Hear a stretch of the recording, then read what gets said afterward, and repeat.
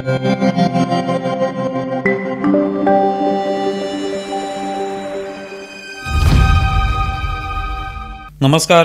News डंकामध्ये मी महेश विचारे आपल्या सगळ्यांचं मनपूर्वक स्वागत करतो। मित्रांनो, आपल्या नेहमीच्या बातम्यांमध्ये अशा अनेक बातम्या असतात ज्याचा एक वेगळा दृष्टिकोन असतो। बातम्यांच्या माध्यमातून एक सर्वसाधारण पैलू आपल्यासमोर ठेवण्याचा प्रयत्न होतो। काही असे पैलू असतात जे दाखवले जात नाहीत। असे पैलू आपल्यासमोर मांडण्याचा प्रयत्न आम्ही या नव्या उपक्रमाच्या अंतर्गत करणार आहोत। आपण यावर व्यक्त व्हा आणि उपक्रमाविषयी आपलं मत मांडा। भारताचे पंतप्रधान नरेंद्र मोदी यांनी 2014 मध्ये सर्वप्रथम देशाचं पंतप्रधान म्हणून शपथ घेतल्यापासून काँग्रेसच्या पायाखालची वाळू सरकली आहे। तेव्हापासून काँग्रेसने विरोधी पक्षापेक्षा मोदींचे विरोधक असे नवे रूप धारण केले। त्यामुळे रोज मोदींच्या विरोधात अपशब्दांचा वापर करणे, विचित्र छायाचित्र तयार करून ती टाकणे, आजच्या जमान्यात AIचा वापर करून त्याद्वारे अपमानास्पद अशी चित्र तयार करणे आणि खिल्ली उडवणे अशा प्रकारच्या पोस्ट काँग्रेसच्या कार्यकर्त्यांकडून शेअर केल्या जाऊ लागल्या आहेत। हे केवळ समर्थक नाहीत तर काँग्रेसचे मुख्य प्रवक्तेही अशा प्रकारच्या पोस्ट टाकण्यात मागे नाहीत। ठाण्यातील काँग्रेसच्या एका ज्येष्ठ कार्यकर्त्याला भाजप कार्यकर्त्यांनी साडी नेसवल्याचा व्हिडिओ सध्या सोशल मीडियावर व्हायरल झाला। प्रकाश उर्फ मामा पगारे असं काँग्रेसच्या या ज्येष्ठ कार्यकर्त्याचं नाव आहे। 23 सप्टेंबरला डोळ्यांच्या तपासणीसाठी दवाखान्यामध्ये गेलेले असताना मामा पगारे यांच्याबाबत हा प्रकार घडला। मामा पगारेंना साडी नेसवणाऱ्या भाजपच्या पदाधिकाऱ्यांमध्ये भाजपचे जिल्हाध्यक्ष नंदू परब यांचाही समावेश होता। त्यामागे कारण होतं ते मामा पगारे यांनी शेअर केलेला पंतप्रधान नरेंद्र मोदी यांचा फोटो। पंतप्रधान मोदी यांचा साडी घातलेला फोटो मामा पगारे यांनी सोशल मीडियावर व्हायरल केल्यामुळे त्यांना साडी नेसवून निषेध नोंदवल्याचं भाजपा कार्यकर्त्यांचं म्हणणं होतं। काँग्रेसने या घटनेचा निषेध व्यक्त करत या घटनेत सहभागी झालेले भाजपचे जिल्हाध्यक्ष आणि इतरांविरोधात पोलिसांकडे तक्रार अर्ज दिला आहे। त्यात संबंधितांवर जातीवाचक शिवीगाळ आणि दलितांचा अपमान केल्याप्रकरणी गुन्हा दाखल करण्याची मागणी केलेली। मामा पगारे हे डोंबिवली येथील काँग्रेसचे ज्येष्ठ कार्यकर्ते आहेत। 2 दिवसांपूर्वी त्यांनी पंतप्रधान नरेंद्र मोदी यांचा एडिट केलेला फोटो, ज्यात मोदींना साडी नेसवल्याचं दाखवण्यात आलं होतं, तो शेअर केला। त्यानंतर संतापलेल्या भाजपच्या पदाधिकाऱ्यांनी मामा पगारे यांना गाठलं आणि त्यांना साडी नेसवली। या प्रसंगी मामा पगारे यांनी ती पोस्ट तयारच केली नव्हती तर ती आपण फक्त शेअर केली असं सांगितलं।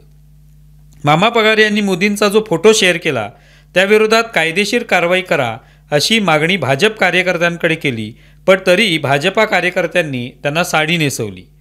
साडी नेसवणाऱ्या कार्यकर्त्यांवरही कारवाई होईल आणि ती केलीच पाहिजे, पण हे कृत्य करण्यास प्रवृत्त केल्याबद्दल पगारे यांच्यावरही कारवाई व्हायला पाहिजे।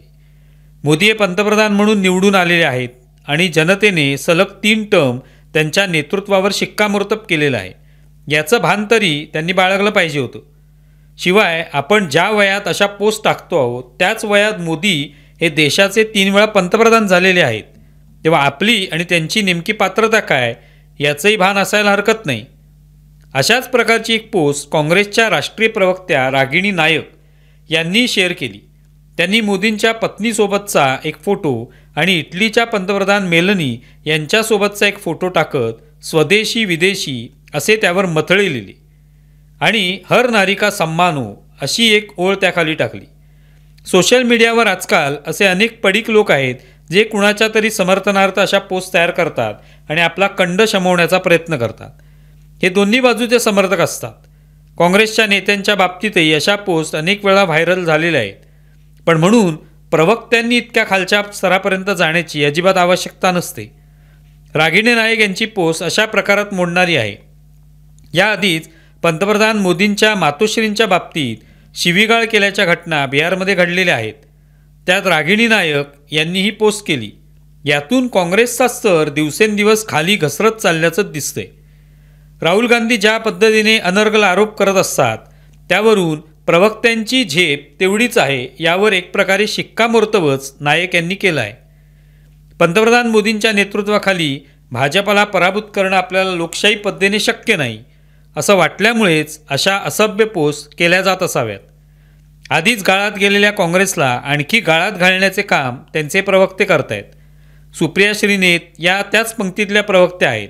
आपण चांगले बोलूच शकत नाही याची हमी त्या नेहमीच देत असतात. अशा वाह्यात पोस्ट टाकून समाजात एक तेढ निर्माण करण्याचा प्रयत्न काही लोक करत असतात. भाजपाच्या कार्यकर्त्यांनी साडी नेसवणं योग्य नाही म्हणणारे महाविकास आघाडीतील नेते आहेत, ज्यांनी त्यांच्या सत्ता काळात अनेकांना तुरुंगाची हवा खायला पाठवलं होतं. त्यात केतकी चितळे, निखिल भांबरे यांचा समावेश होता. सत्तेचा वापर करून केतकीला 40 दिवस तुरुंगात ठेवलं गेलं होतं. गेल्या काही वर्षात काँग्रेसच्या प्रवक्त्यांच्या अशा तिरकस अश्लाघ्य भाषेचा वापर केलेल्या अत्यंत खालच्या स्तराच्या पोस्ट समोर आलेल्या आहेत. त्यातून काँग्रेस अधिकाधिक गाळात गेल्याचंच दिसून येतं. महाराष्ट्रात सध्या पावसाने थैमान घातले. मराठवाडा, पश्चिम महाराष्ट्रासह अनेक जिल्ह्यात पावसाने दैनंदिन जीवन उद्ध्वस्त केलं आहेच, पण शेतकऱ्यांचं प्रचंड प्रमाणात नुकसान झालं आहे. अनेक जिल्हे पुराने वेढलेले आहेत. गाईगुरे वाहून गेले आहेत. शेतीतही पाणी शिरले. मराठवाड्यात तर प्रथमच इतक्या प्रमाणात पाऊस पडला आहे.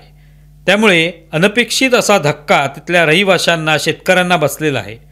अशा परिस्थितीत सगळे नेते आपापल्या पद्धतीने पूरग्रस्तांना मदत करण्याचं काम करत आहेत.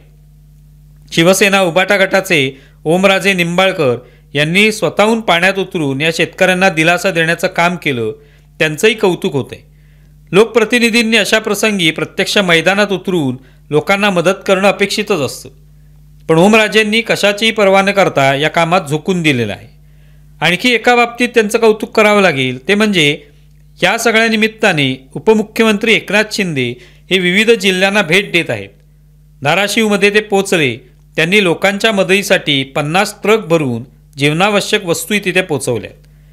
त्या जिन्नसांच्या बॅगेवर एकनाथ शिंदे यांचे छायाचित्र प्रसिद्ध करण्यात आले.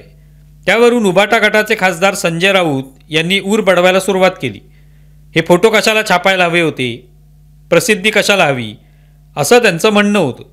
मुळात कोरोनाच्या काळात उद्धव ठाकरे मुख्यमंत्री असतानाही अशी मदत देण्यात आली होती, तेव्हा त्यांची छायाचित्र वापरली गेली होती.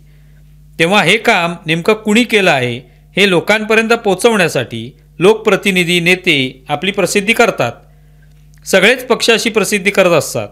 पण अशावेळी ओमराजेंना प्रश्न विचारण्यात आला तेव्हा त्यांनी त्याचं राजकारण न करता आपले त्याबद्दल काही म्हणणे नाही, लोकांपर्यंत मदत पोचणं हे महत्त्वाचं आहे, ती कुणी दिली, त्यावर कोणाचे फोटो आहे त्याला महत्त्व नाही, अशा अर्थाचं वक्तव्य त्यांनी केलं. अशा या सगळ्या परिस्थितीत राजकारण बाजूला ठेवून प्रथमच पीडितांना, पूरग्रस्तांना मदत पोचणं आवश्यक आहे आणि त्यासाठी जास्तीत जास्त वेळ दिला पाहिजे याचं भान ओमराजेंना दिसतंय. ते उबाटा गटाचेच आमदार आहेत. त्यांची भूमिका उबाटा गटाने आत्मसात करावी, एवढंच. तुम्हाला व्हिडिओ कसा वाटलाय जरूर कळवा. आमचा व्हिडिओ जास्तीत जास्त लाईक करा, शेअर करा आणि आमचे यूट्यूब चॅनल सबस्क्राईब करा. धन्यवाद.